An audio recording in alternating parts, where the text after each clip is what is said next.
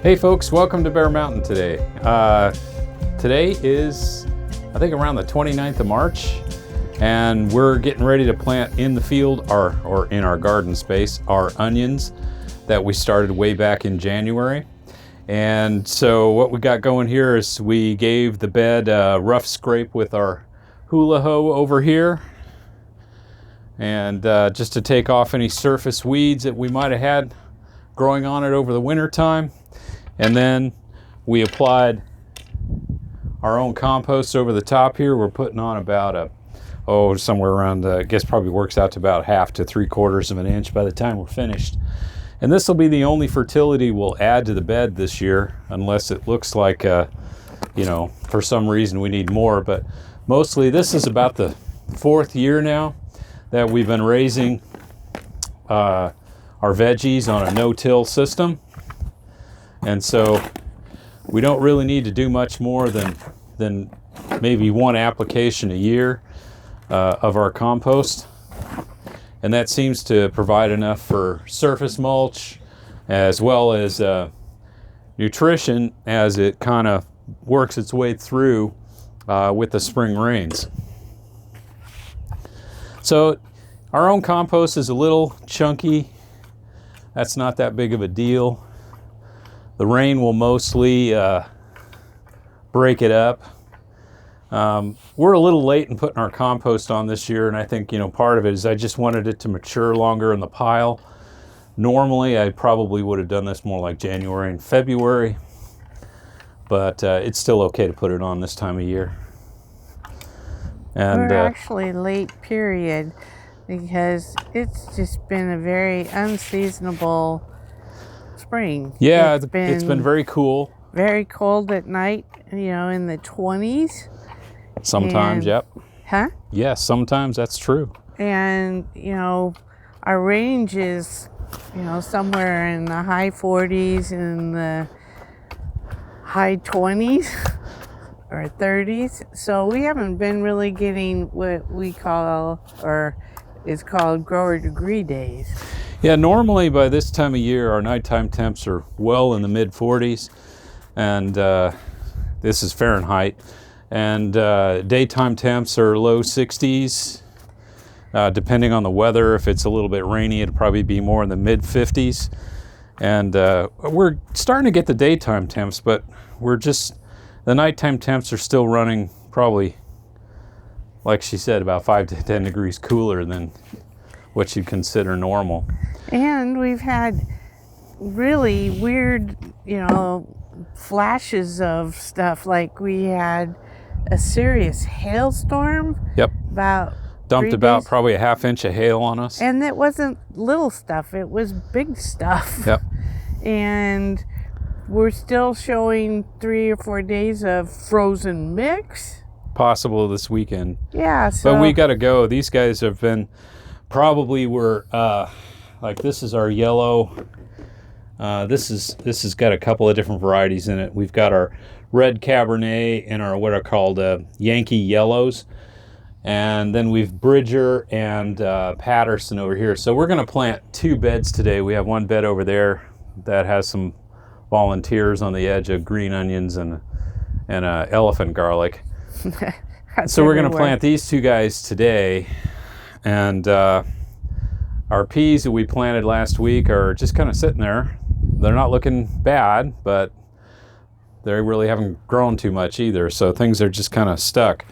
But the reason why we have to really start to plant these guys today is because if we look at the bottom here, you can see we have a lot of roots. Yeah. Now, what we did is we used the stand-up blocker, and these made like 1-inch cubes. So here's an example. What we can do, I'm not going to do it, but some people say snip the top of these guys. It'll help push more growth up. But I'm not really sure if I want to do that, snipping the tops off. I may come back and do that. I don't know. Maybe the slugs will do it. No, slugs usually work from the bottom up. Okay. But here's an example of, these guys just want to grow, So at this point, we've got to get these guys in the ground. And the size of the block, we can use our dibble stick. So let me go get that, and then we'll get these guys planted. I'll show you the spacing and how we're going to lay this out.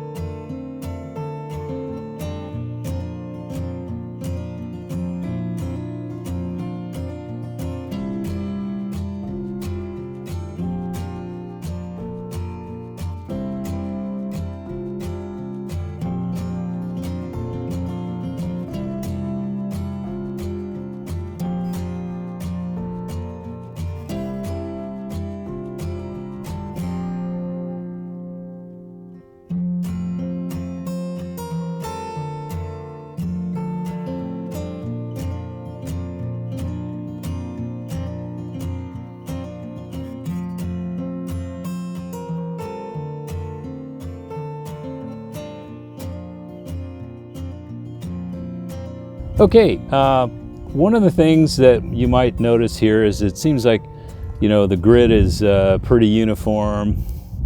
You know, it didn't really get fancy with, you know, trying to put some kind of pattern in. But we ended up with approximately 75 cells in here, and we're going to do 2 beds, so it'll be 150. And one of the things to note is, here's an example of each block has multiple sown. So we do this with onions because onions are pretty much like a top of the soil bulbing. And so what'll happen is, as these onions mature and the bulbs begin to form, they'll push against each other and push out. So we can actually, in a single hole, like this has got 3 in it, we can get a good, oops, got a little root there I didn't get covered. We can get a good 3 bulbs off of that group. So we spaced each of these guys approximately 6 to 9 inches apart, and to give us as much room to spread for the tops, but yet try to get as much production. So on average, each of our blocks has somewhere 2 to 3. I'm going to give it, you know, just say 2. So we can have a potential between these 2 9-foot beds of putting in 150 of these blocks, which is going to get us somewhere 300 to 400 onions actually. And then you figure, well, some of them aren't to size, or they might have some defect or damage or something like that. So we should be able to get a good 300 storage onions out of this planting. And I mean, the root development is just really kind of went a little longer than I maybe should have, you know. And since we're going to be dry for a couple of days, when I finish planting these guys, I'm going to really water them in well. Even though the blocks themselves are kind of damp, it's just to make certain that they're seated well in there. There isn't an air gap or something that I'm not, I might have missed when I try to put them in. And we put a picture on my using the dibble stick. So, and there shouldn't be much transplant shock to these guys at all, I would think. We should be in pretty good shape. It's just a matter of, where to put these guys in. And the 1-inch block works really good with the dibble stick. It also seemed to work really well with the actual onions growing. Yeah, they did. There was enough in it. We did fertilize these guys, and we did a video on fertilizing. So you guys can check that one out too. And these were planted on the 17th of January. And so today being the 29th of March, it was roughly, so I'm going to hold off on this guy. This guy's only got 1 onion, so I'm just going to set him right there. I want to get as many multi-blocks in as I can.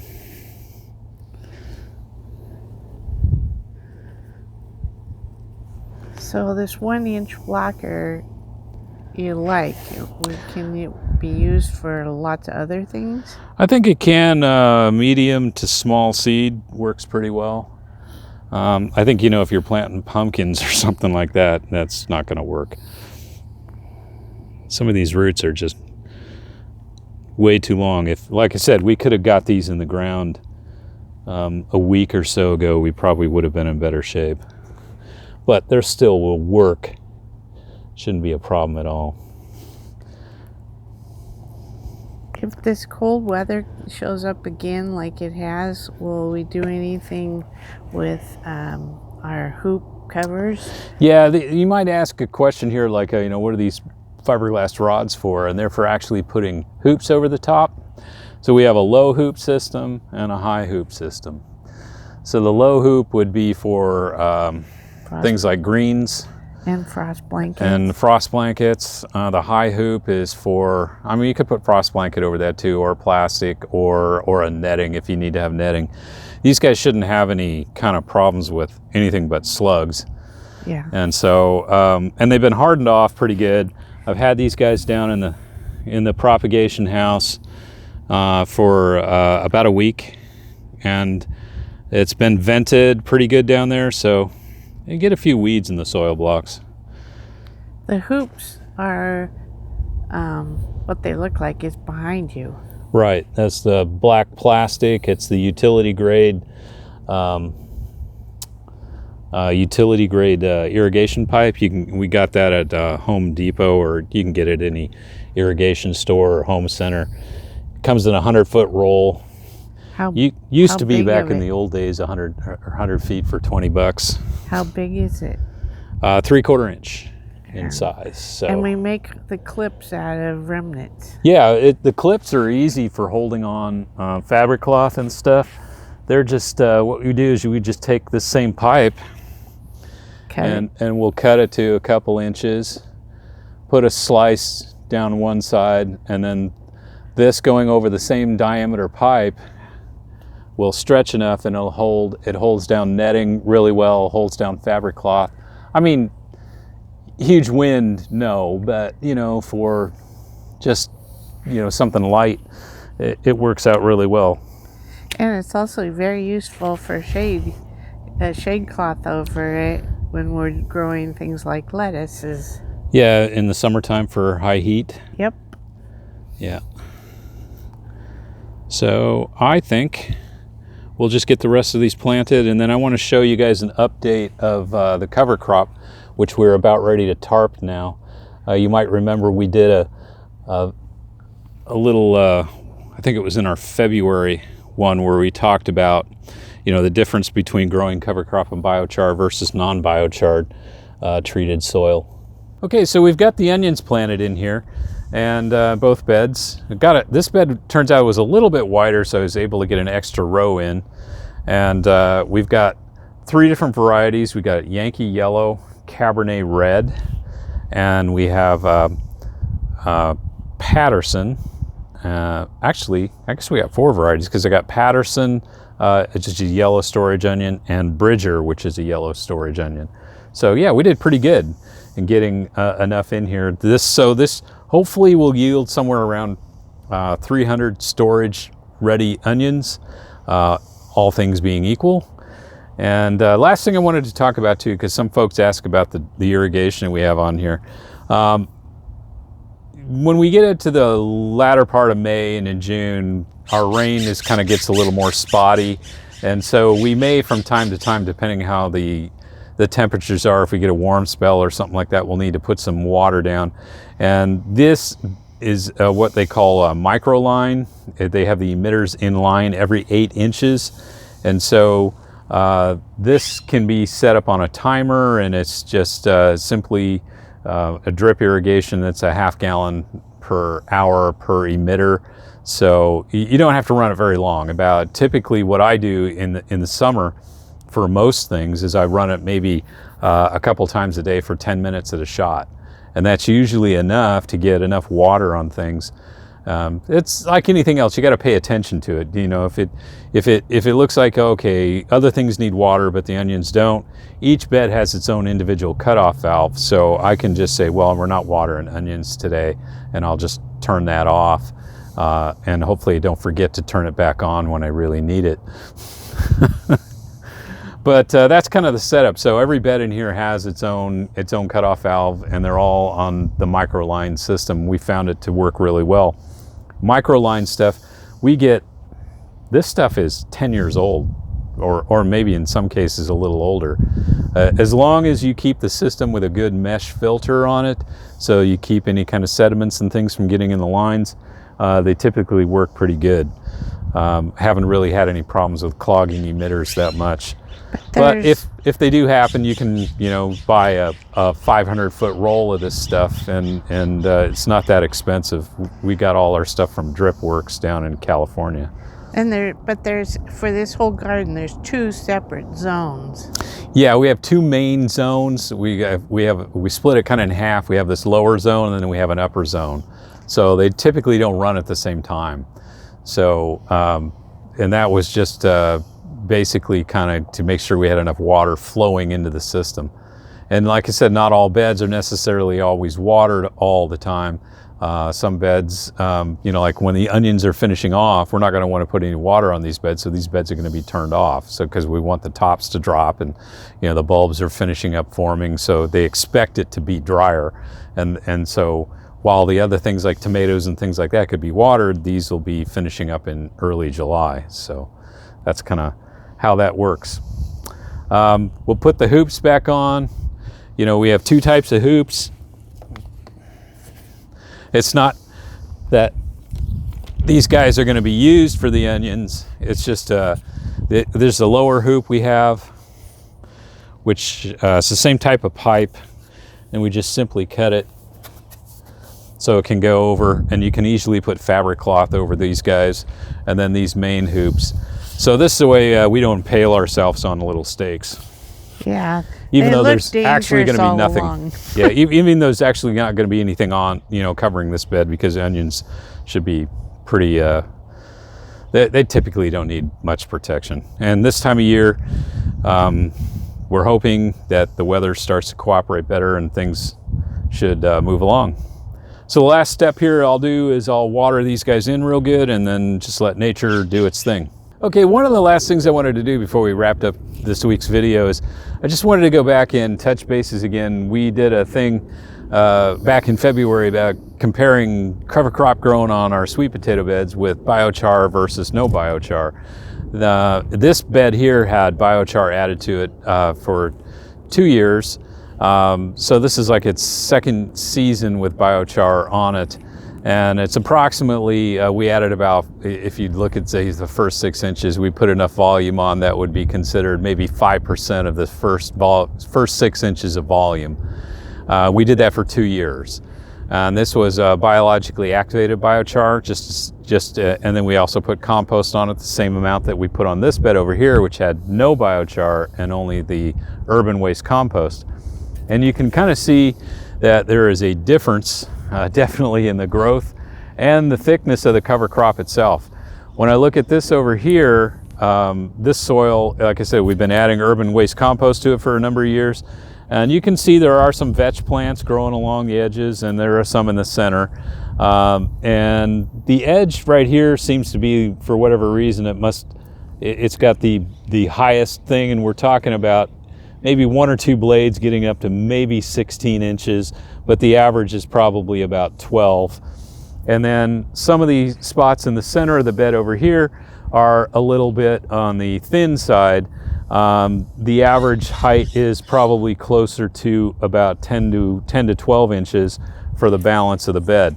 It's not as thick a cover crop as this bed over here. These are all the same varieties. It's a mixture of Oregon annual rye, hairy vetch, and cereal rye. So these beds were both planted at exactly the same time. After the sweet potatoes are pulled out, the beds were amended. This bed over here with the biochar has an average height of, let me get it all the way down to the bottom here. There it is. We're at the soil, and we're looking at about 22 inches at the more robust side, which is over here, to maybe, if you want to say, well, the lower robust side, we're talking about 14 inches. So there's quite a bit of difference in terms of the vigor and the height of the cover crop itself. And this is really interesting because, again, it's not like there have been different crops on this bed and they weren't following really anything different in terms of the compost type, other than we put biochar on this bed with no biochar on this bed. So something is happening over here, which is really the plants are liking. Just as a last thought, we've also kind of done the same thing with the onion beds. Now, we showed the 2 onion beds over there that we fully planted. The last one that we planted has biochar in it, about the same amount as this, somewhere around, we added it for up to about 10% for the first 6 to 8 inches. And that's where we're going to stop. We're not going to add any more biochar to the bed. And we're comparing that one with the onions that we planted in just a straight compost treated bed. Both from a compost standpoint, both beds have had the same type of compost, which was our own compost that we made ourselves. So there's no difference in the compost fertility issue, like saying one's urban compost versus, you know, a more biologically active homemade compost. So we're going to see what happens in terms of you know, how often do we have to water, vigor of the plants, and it's going to be kind of an interesting test. Hopefully the ones with biochar don't die and they actually perform pretty well. They probably will be just fine. You know, we may find too, maybe the only benefit to it is how often we have to water, which is also, you know, a great thing too. Even if it doesn't do too much for fertility on some things, like onions, maybe it's not going to make a difference, but you know, maybe the next crop coming in, like a lettuce green or something like that, really helps. But I think in any case, if you can, you know, lower the amount of watering you need to do and really maintain a good moisture level in the soil itself, it really helps the biology of the soil, rather than going from bone dry to wet to bone dry to wet, that sort of thing. And then will help save on water itself. So that's the end of today's science experiment. Thanks for watching, everybody. And as always, stay safe. We'll catch you on the next video. Bye-bye. Bye-bye.